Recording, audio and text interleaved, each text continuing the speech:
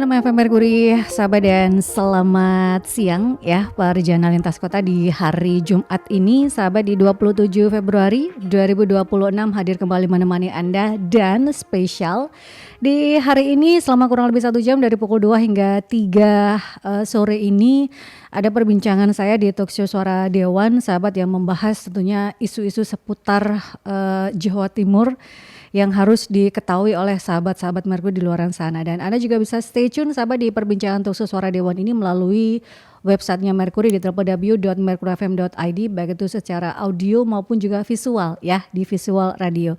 Dan stay tune juga bisa Anda lakukan melalui aplikasi on air sahabat. Tema kita kali ini di perbincangan Talkshow Suara Dewan adalah berkaitan dengan beberapa waktu lalu, sahabat, akses layanan kesehatan yang merupakan hak dasar dari setiap warga negara, terutama bagi masyarakat yang kurang mampu. Ini beberapa waktu lalu kan cukup heboh karena para peserta PBI secara mendadak dinonaktifkan, sehingga membuat sebagian warga kehilangan perlindungan saat akan berobat. Dan apa yang sebenarnya terjadi, bagaimana akurasi data penerima dijaga, dan langkah apa yang dilakukan supaya warga ini terutama yang rentan tidak terputus akses kesehatannya sahabat, karena baru diketahui saat mereka akan melakukan pengobatan. Ini kan juga cukup krusial ya, dan sudah hadir di studio untuk membahas tema kita kali ini berkaitan dengan jaminan kesehatan untuk warga rentan, peran DPRD dalam pengawasan PBIJK di Jawa Timur. Ada Pak Haji Suli Daim, SM SPD, anggota Komisi E DPRD Provinsi Jawa Timur dari fraksi Partai Amanat Nasional. Assalamualaikum Pak Suli Daim. Ini langsung saja karena kan cukup lumayan membuat masyarakat deg-degan ya, apalagi mendekati bulan puasa ya Pak, waktu itu awal-awal Februari ya. Jadi cukup membuat masyarakat dihebohkan dengan keadaan tersebut. Pertama, kalau Pak Suli Daim melihatnya seperti apa berkaitan dengan hal tersebut? Tidak ada notifikasi Pak, ujuk-ujuk tiba-tiba dinonaktifkan, seperti apa? Itulah yang kemarin menjadi pertanyaan kami ya, pada waktu kami memanggil BPJS, kemudian memanggil Dinas Sosial dan kemudian Dinas Kesehatan Provinsi Jawa Timur, bahwa kenapa itu sampai terjadi, karena dampak yang ditimbulkan juga menyangkut pelayanan kesehatan bagi masyarakat yang selama ini sudah mendapatkan pelayanan kesehatan itu. Ya, ya. Tapi tiba-tiba kemudian mereka waktu mau ngurus tidak bisa karena sudah dihapus dari kepesertaannya menjadi PBIJK. Jadi dari penjelasan yang disampaikan oleh Dinas Sosial maupun juga BPJS maupun juga Dinas Kesehatan, ini kan karena Kementerian Sosial ini mau membuat satu data terkait masyarakat miskin. Ya. Jadi tidak kemudian orang itu kan ada tahapannya kan. Selama ini mungkin yang bersangkutan itu mendapat fasilitas kesehatan, menerima manfaat dari PBIJK. Tapi dia kan punya anak ya. Kemudian secara ekonomi sudah naik. Betul. Ya. Otomatis ini maunya itu kan digantikan yang lainnya yang dipandang lebih layak untuk kemudian mendapatkan manfaat daripada PBIJK. Ya, ya. Jadi mereka semangat yang dibangun itu adalah terkait satu data terkait masyarakat miskin. Tapi problemnya itu kan kenapa tidak ada notifikasi langsung pangkas ya. Betul, itu langsung ke ujuk-ujuk ya Pak, kalau dalam bahasa Jawa tiba-tiba taunya tanpa ada pemberitahuan atau apapun gitu, tiba-tiba tidak bisa digunakan. Nah ini kan krusialnya adalah saat melakukan hemodialisis atau cuci darah untuk pasien ginjal yang ini kan fatality-nya juga cukup lumayan tinggi. Nah, itu yang sebenarnya disayangkan gitu ya, Pak. Dan kasus penonaktifkan ini juga memunculkan pertanyaan besar berkaitan dengan akurasi data penerima PBI. Itu tadi yang dikatakan oleh Pak Suli Daim juga, ini pengennya adalah satu data. Nah, satu data kan harusnya mungkin ada proses verifikasi dan pembaruan. Untuk di Jawa Timur sendiri seperti apa Pak prosesnya kalau kita bicara tentang PBI? Berdasarkan laporan Dinas Sosial maupun juga BPJS maupun Dinas Kesehatan, ini kan sudah verifikasi kan sudah dilakukan dari tingkat bawah. Ya. Dan ini semua kan dari desa. Dari desa. Ya. Terus kemudian data itulah yang menjadi rujukan Kemensos itu untuk mengeluarkan peraturan terkait dengan ini. Ya. Jadi sesungguhnya kan begini kan, masyarakat kita ini kecenderungannya ya ketika berbicara bantuan, mereka kan dengan bangga mengaku miskin kan gitu. Betul. Tapi soal gaya hidup ya. Soal gaya hidup ya mereka handphonenya juga sudah cukup mahal baju dan sebagainya itu. Ya. Saat menerima bantuan semuanya dicopot, Pak. Dan ini yang mau dilakukan oleh pemerintah bahwa kalau sudah ekonominya naik, ya diganti yang lainnya karena kita APBD kita juga tidak mampu untuk membiayai semua ya masyarakat yang ada. Ini kan semua kan biaya APBN. Betul. Biaya APBN, kemudian lewat pintu dinas sosial, baik kabupaten maupun juga kota maupun provinsi, barulah kemudian ini dikeluarkan bahwa mereka kategori desil 1, 2, 3 atau 6 dan seterusnya. Kalau kemudian ini ini selama sudah anaknya sudah besar-besar, keluarganya anaknya sudah mampu-mampu, tidak bergeser masih desilnya tidak gitu. bergeser mereka ini untuk tetap menerima PPIJK. Jadi ini yang semangat dibangun agar pelayanan kesehatan ini tepat pada sasaran. Karena selama ini kan pendekatannya kan beda. Siapa yang dekat dengan kepala desa, siapa dekat dengan sehingga timbul pertanyaan, ini tidak dapat melakukan pelayanan kesehatan. Di Jawa Timur sendiri ada kurang lebih 1,4 juta ya Pak yang dinonaktifkan. Dan sekarang ini diberikan jangka waktu 3 bulan lah ya untuk verifikasi tersebut, mana yang benar-benar layak, mana yang tidak, itu akan datanya di kick out dari DTSN di pemerintah. Dan sampai dengan saat ini juga di daerah-daerah terutama kalau di Dapil Pak Suli Daim sendiri, apakah masyarakat ada kesulitan Pak untuk mengaktifkan kembali, mereaktivasi dari PBN? Tidak hanya di Dapil saya dan semua sekarang diberikan kemudahan untuk mengaktifkan kembali ya. Ya itu kan sudah ditangani masing-masing dinas sosial kabupaten kota. Jadi termasuk dari 1,4 juta itu, ini malah ada penambahan kurang lebih sekitar 48.000 ya. Jadi malah jumlahnya sekarang 1,5 yang baru. Yang dinonaktifkan? Yang dinonaktifkan kan 1,4. Oke. Tetapi yang kemudian data baru ini itu 1,5. Jadi makanya kan kemudian ini diberikan kesempatan oleh masyarakat ya untuk yang memang dia itu sebetulnya adalah memang harus mendapat PPI JK, tapi mungkin kemarin itu terlewat itu bisa kemudian pengaktifan kembali. Dan kalau toh memang ada ya masyarakat yang mereka itu klaim saat sakit atau apa, terus mau berobat, terus kemudian tiba-tiba terhapus, untuk sementara masih diberi kesempatan untuk mereka mendapatkan pelayanan sama. Tapi ke depannya sudah tidak lagi kalau toh memang mereka itu kategori adalah sudah kategori desilnya itu sudah naik kelas. Nah ini yang harus dipahami ya, kadang kan orang itu emosi duluan Pak. Karena kan soalnya tanpa pemberitahuan, dan sekarang ini ada waktu sahabat ya ini juga butuh kerjasama dari masyarakat. Kalau memang Anda sudah merasa desilnya sudah bergeser dari sebelumnya lebih baik, sudah naik, ya itu ya memberikan kesempatan untuk yang lebih membutuhkan gitu ya sahabat. Nah untuk dari sisi pengawasan Pak Sulidaim, evaluasi dari Komisi E sendiri terkait dengan polemik penonaktifan mendadak ini dan rencana perbaikan regulasi ataupun juga prosedur supaya perubahan data dari para PBI ini itu bisa dikatakan lebih transparan dan juga terukur. Kenapa bergeser desilnya itu kan juga sebenarnya harus transparan, masyarakat juga harus mengetahui gitu Pak. Seperti apa pengawasannya? Ya, pemerintah ini kan punya kaki-kaki ya. Terutama dinas sosial itu ada namanya PKH. Ya, ya. Nah, PKH itu kan selama ini kan juga berinteraksi dengan masyarakat ya, penerima manfaat ya.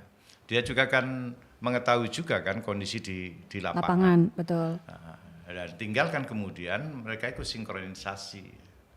Nah, selama ini memang ya tadi itu ketika kita berbicara gaya hidup, kita juga bantuan kan beda ya. Wong beberapa kali kejadian itu kan mereka sudah punya rumah, sudah punya kendaraan, rumah sudah layak, kendaraan, mereka masih menerima PKH. Kemudian ketika dimintai kalau mau digeser tidak mau, ya, tetap dia minta dipasangi stiker juga tidak mau. Ya. Tapi sekarang itu kan pola itu kan sudah tidak boleh. Jadi kalau kami melakukan bagaimana ini bisa kemudian berjalan sesuai dengan harapan masyarakat ya sesuai dengan data di lapangan itu, dan kalau toh memang mereka itu masuk kategori seharusnya tetap mendapatkan PBIJK tapi tidak mendapatkan, maka itu bisa kemudian kita bantu dan itu melalui pintunya desa untuk kemudian ke dinas sosial. Untuk mengusulkan nama tersebut yang lebih layak gitu ya Pak ya. Ya perbaikan terkait dengan mungkin data yang memang kemarin terhapus atau dihapus oleh pihak dinas sosial. Iya, itu yang dipahami oleh masyarakat bahwa sebenarnya itu pengawasan sudah dilakukan dari tingkat yang terbawah gitu ya, RT RW atau kepala dusun lah ya sahabat. Itu kan mengetahui bagaimana kondisi dari warganya. Dan kalau kita bicara tentang anggaran tadi Pak Sulidaim mengatakan bahwa ini asalnya adalah APBN tapi melalui dinas sosial, dalam hal ini adalah melalui APBD. Apakah juga bisa menyalurkan dari untuk kesehatan dari masyarakatnya atau memang hanya APBN Pak untuk PBIJK ini di Jawa Timur sendiri? Ya dulu kan UHJ itu kan untuk coverage kesehatan itu kan, ya itu kan juga dilakukan oleh kabupaten kota. Sama juga kabupaten kota juga melakukan hal yang sama yang memang kemampuan APBD-nya mungkin untuk menanggung beban masyarakat miskin di kabupaten rakyatnya itu. Jadi ini yang PBIJK ini kan semuanya di cover oleh pemerintah pusat. Kabupaten kota ada juga alokasi itu. Kami aja di pemerintah provinsi ini juga kan mengalokasikan 25 miliar. 25 miliar di 2026 ini. Ya. Ini namanya adalah pelayanan kesehatan masyarakat miskin yang maskin ya. Yaitu ya pelayanan kesehatan masyarakat miskin. Sepanjang mereka itu penduduk Jawa Timur, sakit apapun, maka seluruh pembiayanya akan di cover oleh pemerintah Provinsi Jawa Timur. Bagi mereka yang tidak tercover di BPJS maupun juga PBIJK. Jadi semua akan dibiayai oleh pemerintah provinsi. Jadi monggo kalau masyarakat Jawa Timur ya termasuk kategori miskin tidak masuk pada PBIJK maupun juga tidak masuk pada BPJS, mereka juga bisa berobat di rumah sakit yang memang ditunjuk oleh pemerintah provinsi. Ada 11 kabupaten kota yang mungkin bisa diakses. Ya. Kalau tidak bisa di 11 kabupaten kota yang sudah kita tunjuk itu, ya bisa langsung juga ke rumah sakit Dr. Sutomo. Pokoknya rumah sakit pemerintah. Dan itu semua pembiayaan akan dibiayai oleh pemerintah provinsi. Jadi sebenarnya kalau untuk PBI memang ini APBN ya sahabat, tapi untuk jaminan kesehatan sendiri warga masyarakat Jawa Timur itu sebenarnya sudah ada di kabupaten kota masing-masing, tapi di Provinsi Jawa Timur ini ada Yankes Maskin, pelayanan kesehatan warga miskin di beberapa rumah sakit gitu ya yang dimiliki oleh provinsi tentunya gitu ya sahabat. Pembiayaannya akan di cover terutama untuk warga yang memang rentan gitu ya sahabat, yang tidak tercover PBI ataupun juga tidak tercover di kabupaten kotanya.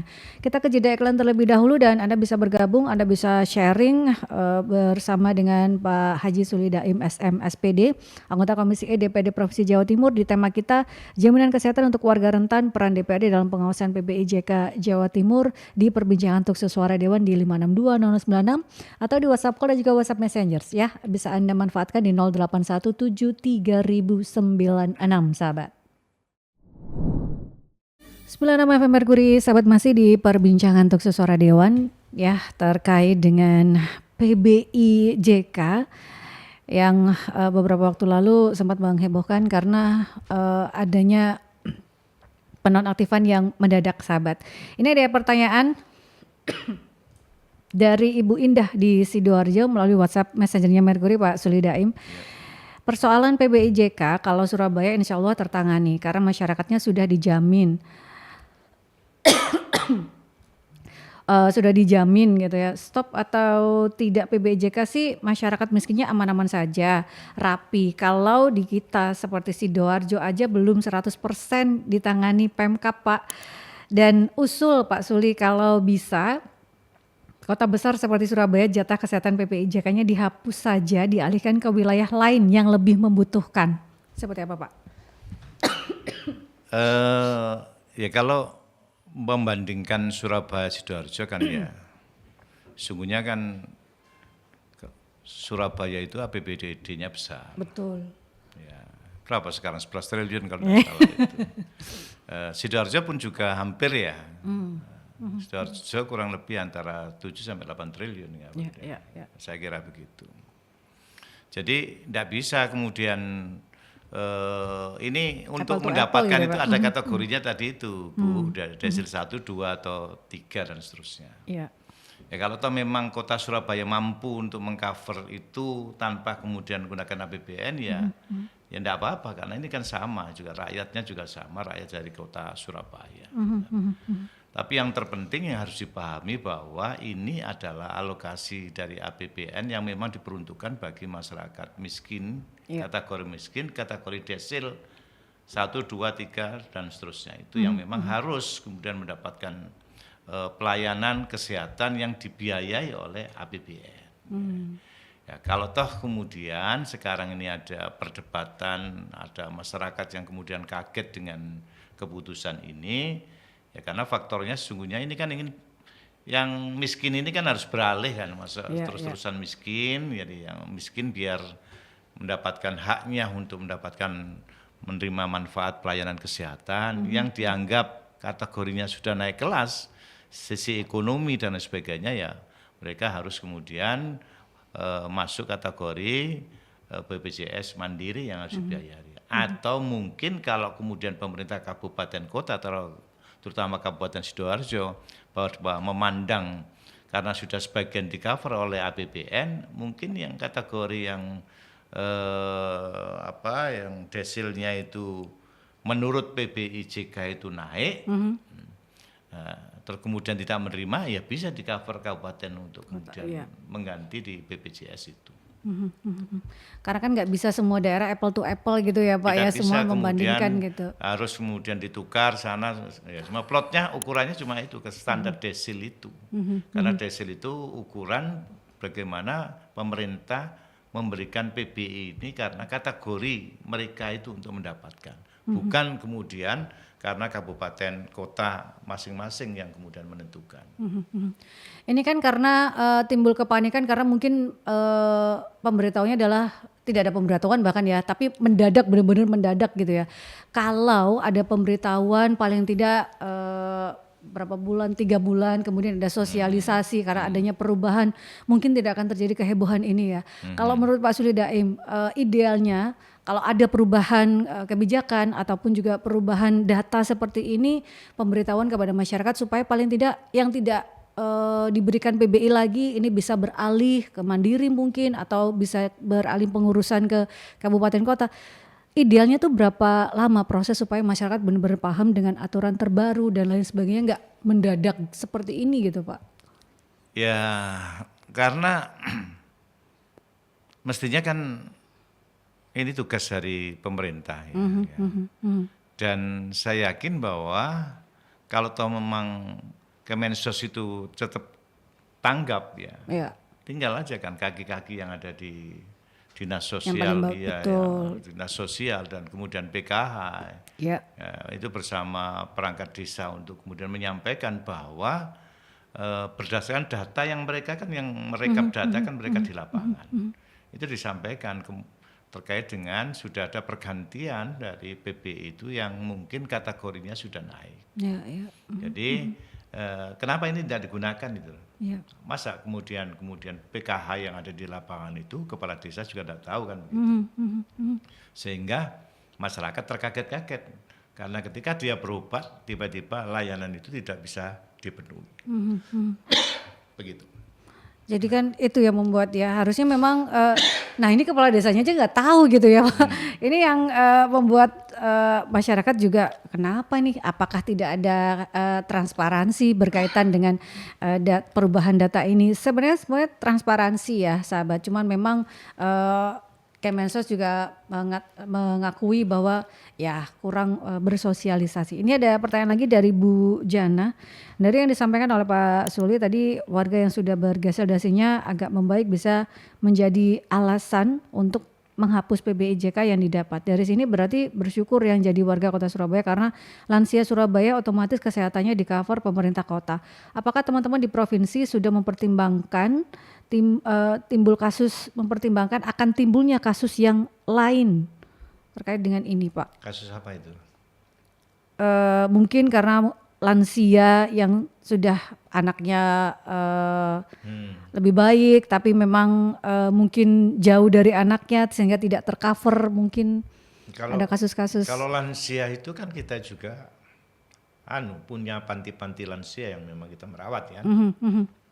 Tapi kalau untuk pelayanan kesehatan PBIJK ini kan tidak hanya lansia kan, mereka kan kategori desil saja kan. Kalau desal 1, 2, 3 dan 4 dan mereka masih bisa untuk mendapatkan pelayanan penerima manfaat dari pelayanan kesehatan. Jadi semua orang, semua anak, asalkan mereka berkeluarga rentan itu untuk mendapatkan, tidak hanya kemudian lansia ini persoalan. Ini kan pelayanan kesehatan bagi masyarakat miskin. Yang mereka harus mendapatkan haknya sebagai warga negara. Undang-undang saja sudah mengatur orang miskin dan terlantar itu kan menjadi tanggung jawab negara. Jadi ini tanggung jawab negara. Meskipun kita ini mereka itu mungkin masih merasa punya sepeda motor 2, kemudian lantainya ini sudah keramik semua, dindingnya sudah tembok semua. Mereka ada yang juga tidak mau dikatakan sebagai kaya. Mereka merasa masih miskin untuk mendapatkan yang sama. Tapi kan kita ini kan mungkin pemerintah ya karena keterbatasan alokasi APBN kita ini sehingga kan ini sudah layanan naik kelas dengan kacamata standar yang sudah ditentukan. Jadi Bu Ida tadi ya. Jadi Bu Jana. Jadi Bu Jana, saya yakin bahwa tidak hanya lansia yang untuk mendapatkan pelayanan PBI ini, tapi semua warga masyarakat miskin itu dia akan mendapatkan pelayanan itu. Sepanjang mereka kategori keluarganya ada desil 1, 2, dan 3 ya. Masyarakat juga harus paham ya desil 1 kategorinya seperti apa, desil 2 seperti apa, desil 3 seperti apa. Itu yang kita harus aktif sebagai warga masyarakat gitu ya Pak Suli ya. Ada kategorinya. Jangan sudah memiliki kendaraan istilahnya mobil atau apa, rumahnya berkeramik gitu ya, temboknya juga keramik Pak biasanya. Itu juga tidak mau dikategorikan sudah bergeser hasilnya gitu ya sahabat, supaya banyak warga masyarakat yang lebih membutuhkan mungkin dari Anda gitu ya sahabat. Nah, untuk DPRD sendiri memastikan tidak ada warga rentan yang kehilangan akses layanan kesehatan akibat perubahan data yang tiba-tiba ini seperti apa Pak Solidaim? Apakah membuka posko atau melakukan koordinasi terus bersama stakeholder terkait seperti Dinas Sosial, BPJS, pemerintah kabupaten kota, seperti apa Pak? Jadi leading sektor ini kan sesungguhnya Dinas Sosial. Kan? Jadi karena semua data itu adalah di Dinas Sosial. Yang mempunyai data orang miskin itu kan sesungguhnya di Dinas Sosial. Yeah. Tentu kan kita selalu berkoordinasi dengan Dinas Sosial bagaimana kemudian mengupgrade data terkait warga miskin itu betul-betul bisa kita memantau. Dan tentu karena memang problem di lapangan ya, apalagi kemudian asalkan mereka itu betul-betul yang di lapangan itu melakukan sesuai dengan tugas yang dalam hal ini ada pengawasannya intensif dari pihak Dinas Sosial, saya kira hal-hal yang selama ini terjadi tidak perlu akan terjadi. Karena memang fakta di lapangan itu ya kasus-kasus kita yang sekarang ini kita dengan melakukan DTSN ini satu data ini kan harapannya tidak terjadi komplain masyarakat yang selama ini. Selama ini kan pemerintah selalu dikomplain oleh masyarakat bahwa ada perlakuan penerima manfaat baik PKH maupun juga PBI itu masih banyak yang lebih miskin lagi dari yang menerima itu. Makanya kan sekarang dengan DTSN ini harapannya adalah ya tadi itu tetap pada porsinya yang berhak untuk menerima manfaat pelayanan kesehatan itu. Jadi seperti itu ya sahabat. Nah selama 3 bulan ini masa transisi berkaitan dengan penonaktifan yang direaktifkan lagi gitu ya. Rumah sakit seperti apa? Pastikan ini datanya tidak bisa DPRD seperti apa bahwa supaya masyarakat ini tetap bisa terlayani. Rumah sakit juga seperti apa ini Pak? Apakah juga sudah pernah berkoordinasikah atau memang dari BPJS saja menerima laporannya teman-teman dari Dewan Pak? Ya nanti kan ada validasi kan, jadi ada namanya Pusadatin kan. Itu kan baru kemudian disetujui, itu kemudian baru bisa aktif. Ada proses kan mulai dari desa, kemudian Dinas Sosial, kemudian ke BPJS, kemudian di Pusadatin. Jadi tidak ada kesulitan lagi kalau toh kemudian masyarakat nanti yang merasa kesulitan, ya insya Allah kami juga akan laporkan pada kami dan kami akan melakukan langkah-langkah lanjutan. Jadi ini sudah dibuka, kita sudah bersepakat dengan BPJS bahwa bagi masyarakat yang mau reaktifikasi kembali, itu bisa kemudian segera untuk melakukan dengan tahapan dengan melalui pintu kepala desa, kemudian ke Dinas Sosial setempat, nanti biar di-upgrade oleh pihak-pihak yang memang bertanggung jawab untuk melakukan itu. Karena memang ini menyangkut pelayanan kesehatan bagi masyarakat miskin atau masyarakat rentan. Terutama untuk masyarakat yang terkena penyakit-penyakit yang krusial ini ya, mungkin gagal jantung atau apa, itu kan perlu penanganan sesegera mungkin ya sahabat. Ini ada Pak Ahmad dari Sidoarjo. Kok bisa ya pemerintah ujuk-ujuk menyetop PBIJK? Mensosnya kan mantan Wagub Jawa Timur.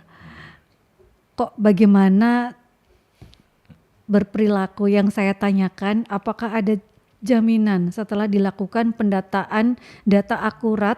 Contoh di wilayah saya saja ada sebelumnya masuk peserta PBIJK, sekarang malah tidak ada namanya. Katanya sudah diverifikasi padahal kategorinya masuk tidak mampu. Nah, kalau seperti ini seperti apa, Pak? Ya itulah yang selama ini kita temukan seperti itu. Karena ketika kemudian di lapangan, ini berarti kan ada hal-hal yang mungkin tidak valid ya untuk melakukan pendataan. Kalau memang mereka ini saya kira di kacamata Pak RT RW setempat ya, Pak Kepala Desa kan data ini kan harusnya sesuai dengan fakta di lapangan. Betul. Jadi kalau Bapak menemukan seperti itu ya, sampaikan aja pada kami, ya nanti seperti tindak lanjut datanya di mana, desanya di mana, langsung aja ke kepala desa. Ya, kepala desa. Karena ada kriteria yang sudah disampaikan oleh kepala desa. Syukur-syukur kalau di situ ada PKH, biar nanti minta tolong untuk dibantu supaya mereka segera mendapat manfaat dari PBI ini. Nah, kalau memang warga menemukan ketidaksesuaian data, melaporkannya ke kepala desa, tapi itu orang terdekat kepala desa, Pak. Seperti apa? Harus melaporkannya, alurnya seperti apa seharusnya, Pak? Jadi problem itu kan dulu ya, sering kita temui kan. Memang ya kalau memang kepala desa melakukan itu kan ya, maksud terus-terusan melakukan seperti itu. Ada PKH kan yang harus kemudian dia ada di lapangan.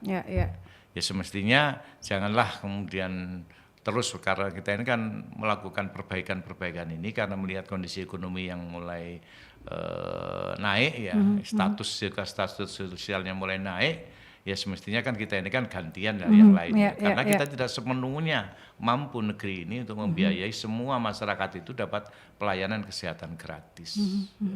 Jadi ini yang harus dipahamkan.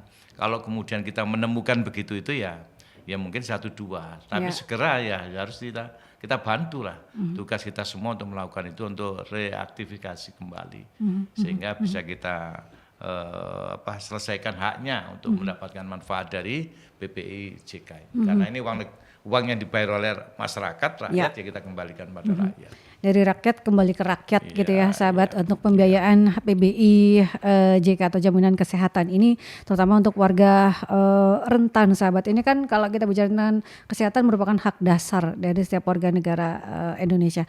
Kita ke jeda iklan terlebih dahulu sahabat, tetap stay tune di perbincangan Talkshow Suara Dewan. 96 FM Merkuri, sahabat masih di perbincangan Talkshow Suara Dewan bersama dengan Haji Sule Daim SM SPD, anggota Komisi E DPRD Provinsi Jawa Timur dari fraksi Partai Amanat Nasional terkait dengan tema jaminan kesehatan untuk warga rentan, peran DPRD dalam pengawasan PBI JK Jawa Timur sahabat. Tadi berkaitan dengan PBI yang penonaktifkan sudah dijelaskan ya oleh Pak Sule Daim. Sahabat, dan untuk Anda yang tertinggal jangan khawatir karena perbincangan ini bisa Anda saksikan kembali di YouTube channelnya Merkuri nanti ya. Kita bicara terkait dengan jaminan kesehatan baik itu PBI ataupun juga yang di cover oleh pemerintah provinsi, pemerintah kabupaten kota. Ada beberapa mungkin ada kasus pasien ini darurat, warga miskin, tidak memiliki kartu dan lain sebagainya. Jaminan apa yang bisa diberikan sebagai anggota DPRD Pak, supaya ini kan bicara tentang jaminan kesehatan untuk seluruh warga Jawa Timur. Bagaimana kondisi jika rumah sakit menolak karena tidak memiliki kartu, padahal pasien ini dalam kondisi yang darurat. Pasien harus diminta terlebih dahulu melakukan pengurusan administrasi, padahal kan ini butuh penanganan segera dan ini sering kali terjadi Pak. Seperti apa Pak? Ya kalau masyarakat Jawa Timur ya kan kita sudah ada 25 miliar itu. Kalau masyarakat Jawa Timur kemudian kategori mereka adalah miskin, tidak tercover BPJS maupun BPIJK, saya kira mereka dapat pelayanan kesehatan itu di seluruh rumah sakit yang dimiliki oleh pemerintah provinsi dan 11 kabupaten kota yang di Jawa Timur. Jadi mereka akan dilayani dan biayanya ditanggung semua oleh APBD Provinsi Jawa Timur. Kalau toh memang benar-benar mereka ini dalam kategori itu. Namun syaratnya tetap ya, karena kita ini kan melihat orang miskin ya, ya tetap harus ada kemudian pengantar dari dinas sosial kabupaten kota. Kalau mau berobat ke, taruhlah kalau Madiun ya Rumah Sakit Dr. Sudono ya bisa ke Rumah Sakit Dr. Sudono.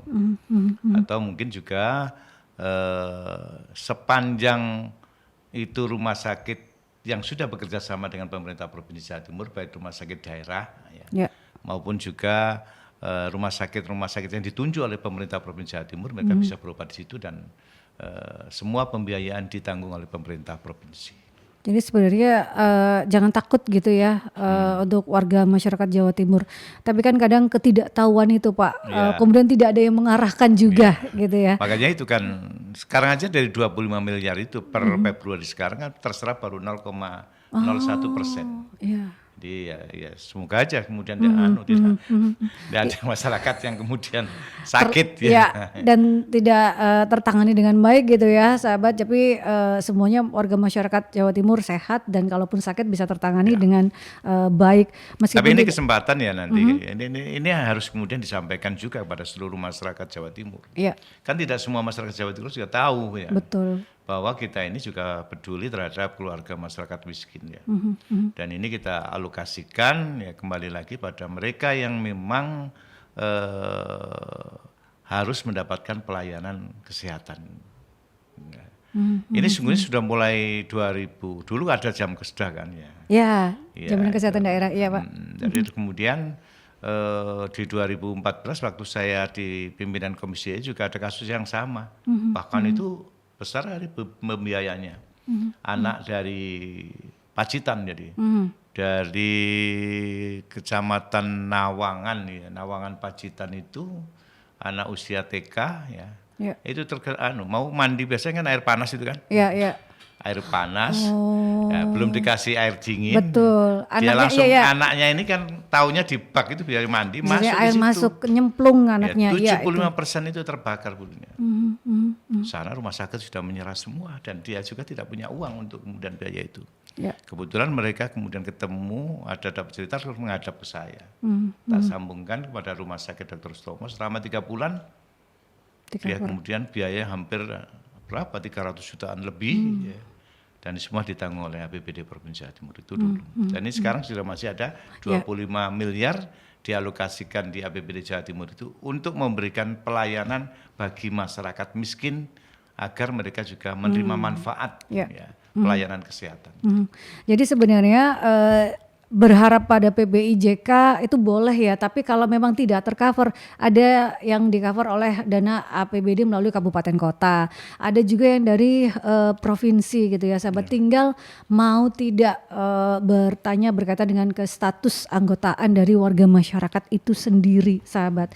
Nah kalau terkait dengan realita yang banyak dialami oleh masyarakat adalah dalam tanda kutip terdepak, kemudian saat melakukan verifikasi atau apapun memang tidak bisa masuk, data juga kartunya mati, sudah benar-benar mendesak kondisinya. Ini yang harus dilakukan seperti apa kalau kita bicara tentang alurnya Pak? Apakah kita harus kembali melakukan pengurusan kepada kepala desa atau kelurahan terlebih dahulu untuk mengaktifkan? Itu kan butuh waktu, sedangkan si pasien ini kan tidak bisa menunggu lagi. Seperti apa kalau menurut Pak Suli Daim, mengirimkan himbauan mungkin ya kepada dinas terkait supaya bisa mempercepat lah Pak segala prosesnya. Ya kalau mekanisme reaktivasi PBI itu ya semua pintunya di dinas sosial. Jadi dari dinas sosial, kabupaten kota itu bisa mengaktifkan kembali peserta penerima bantuan iuran jaminan kesehatan yang telah dihapus itu mamanya dihapus. Mulai dari periode bulan Mei 2025. Itu tahun lalu. Itu ya.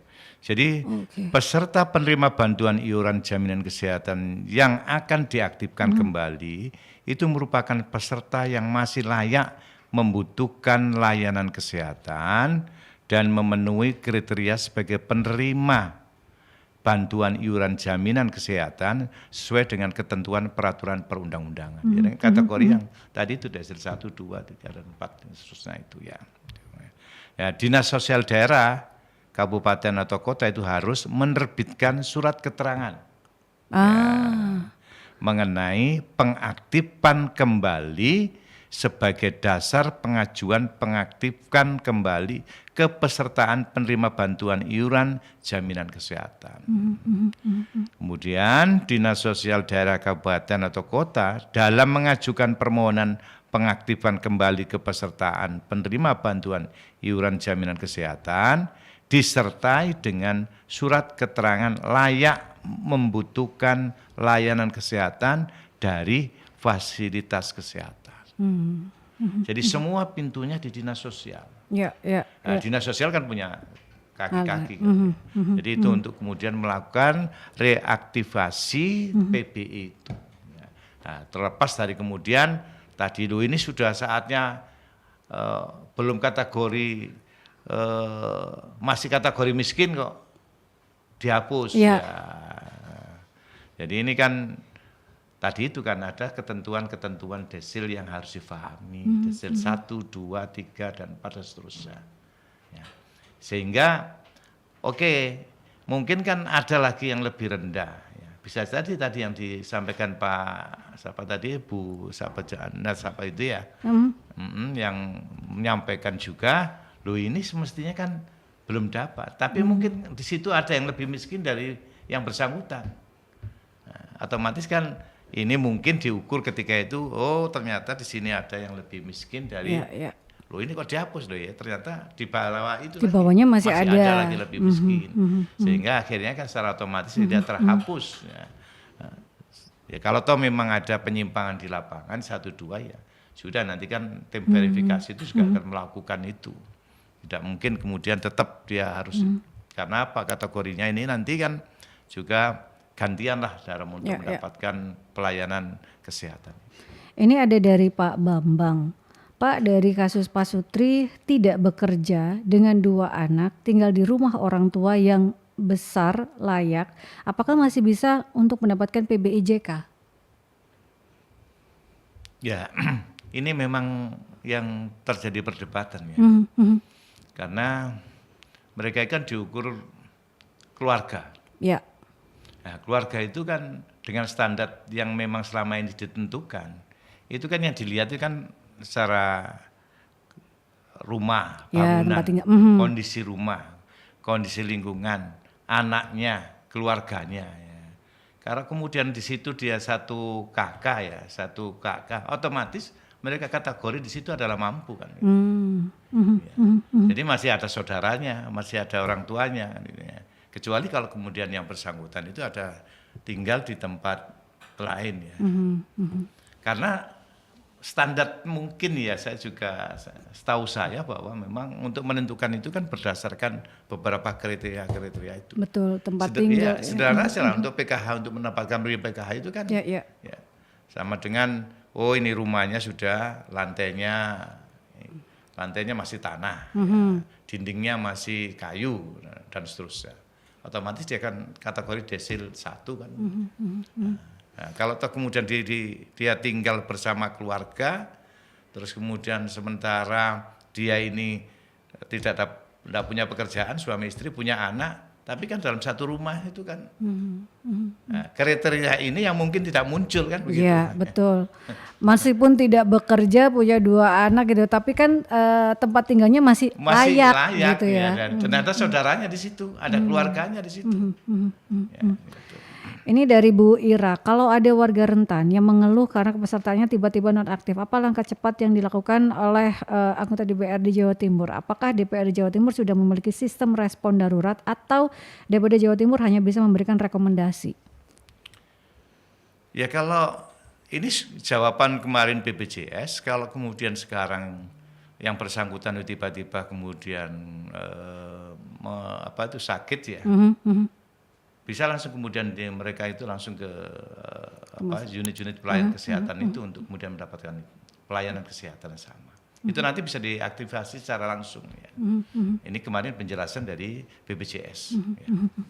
Jadi sebenarnya meskipun untuk warga masyarakat yang beberapa waktu lalu ini dinonaktifkan, tidak apa-apa berobat seperti biasa saja ya Pak Suryo Daim, karena datanya nantinya itu akan dengan sendirinya terverifikasi ya, karena memang ketakutan karena tiba-tiba di loket tidak bisa, sudah nonaktif gitu ya. Kalau merasa sulit lagi nanti tinggal minta pengantar dari kepala desa untuk dinas sosial ya. Kemudian nanti kita mendapatkan alokasi dari APBD Provinsi Jawa Timur untuk mendapatkan pelayanan itu. Jadi nanti bisa pintunya juga lewat BPJS juga kemudian lewat pemerintah provinsi juga Oke, sepanjang ada pengantar dari desa lewat dinas sosial. Karena kan yang tahu warga masyarakatnya yang terbawa itu adalah kepala desa gitu ya Pak ya, karena memang warganya ini benar-benar membutuhkan gitu ya, maka nanti akan dialokasikan dari dana ini tadi pelayanan kesehatan miskin itu tadi sebesar 25 miliar di tahun 2026. Dan berkaitan dengan komitmen sebagai pertanyaan terakhir nih Pak Suli Daim, komitmen DPRD Jawa Timur untuk memastikan jaminan kesehatan benar-benar hadir dan juga melindungi masyarakat rentan tanpa terputus seperti apa ini Pak? Tanpa terputus gimana? Ya meskipun ini kan ada yang dinonaktifkan, kemudian takut istilahnya tidak tercover atau tidak terlayani dengan baik, pelayanan kesehatan di Jawa Timur seperti apa? Semangat untuk satu data ini kan sungguhnya semangat untuk memberikan perlindungan bagi masyarakat miskin. Kalau toh memang ada kesulitan masyarakat itu untuk mendapatkan pelayanan kesehatan, dan mereka ini kategori yang memang sudah ditentukan oleh undang-undang, maka tidak ada kata sulit bagi mereka untuk mendapatkan itu. Pintu yang memang kalau sampai ada kesulitan di dinas sosial, pintunya bisa kemudian laporkan kepada kami di DPR. Kami akan memfasilitasi dan menjembatani itu. Betul. Ya. Jadi jangan lagi kemudian kita ini mempersulit orang yang lagi susah. Betul. Ya, orang lagi susah itu kewajiban kita untuk menolong. Apalagi negara ini kan menjadi tanggung jawab negara, orang miskin dan anak terlantar itu menjadi tanggung jawab negara. Nah, kami ini bagian dari pengelola negara, ya kami bertanggung jawab untuk itu. Ya, mempermudah ya Pak, bukan mempersulit, apalagi orang yang sedang kesusahan gitu ya. Jangan sampai kemudian kalau bisa dipersulit, kenapa dipermudah? Nah, kita ini kan harus memberikan pelayanan yang ekstra, jangan plot twist ya, tapi yang benar gitu ya Pak. Ya, lebih baik memudahkan urusan orang lain gitu ya, daripada mempersulit urusan orang kalau lain. Kalau urusan kita itu sering memudahkan urusan orang lain, yakinlah bahwa suatu saat itu kita pun juga akan dimudahkan oleh orang lain dalam setiap urusan kita. Nah itu ya sahabat, apalagi sebagai pelayan masyarakat ya Pak, itu yang harus jadi acuan gitu untuk sahabat-sahabat Barku yang ada di luaran sana. Nah itu sebagai akhir perbincangan kita di Talkshow Suara Dewan sahabat, dan sekali lagi untuk Anda yang tertinggal perbincangan ini bisa Anda saksikan kembali di YouTube channelnya Mercury di Radio Mercury 96. Dan terima kasih Pak Haji Suli Daim SMSPD, anggota Komisi E DPRD Provinsi Jawa Timur sudah hadir, sudah memberikan kita wawasan dan informasi berkaitan dengan tema jaminan kesehatan untuk warga rentan, peran DPRD dalam pengawasan PBIJK Jawa Timur. Jadi jangan khawatir ya sahabat, untuk Anda mungkin yang ketahuan, waduh saya tidak di cover PBIJK, ada yang lain sahabat, ada BPJS di kabupaten kota gitu ya yang dianggarkan dari APBD masing-masing daerah kabupaten kota, dan juga ada juga pelayanan kesehatan miskin bagi warga masyarakat Jawa Timur di tahun 2026 ini ada kuotanya atau anggaran dananya adalah 25 miliar rupiah. Karena memang kalau kita bicara tentang jaminan kesehatan, ini bukan sekedar program tapi perlindungan nyata sahabat bagi warga yang paling membutuhkan. Dan tentunya ini menjadi awal ya sahabat untuk kesatuan data supaya benar-benar warga yang membutuhkan ini bisa tercover dengan baik melalui DTSN dari pusat ini. Sekali lagi terima kasih. Sama-sama. Sehat selalu Pak, dan selamat menjalankan ibadah puasa sebulan penuh ini ya sahabat. Dan untuk sahabat-sahabat Mercury, stay safe, stay healthy, be happy. Kita ketemu lagi di perbincangan Talkshow Suara Dewan selanjutnya. Saya Yanti Lestari. Assalamualaikum warahmatullahi wabarakatuh. Waalaikumsalam.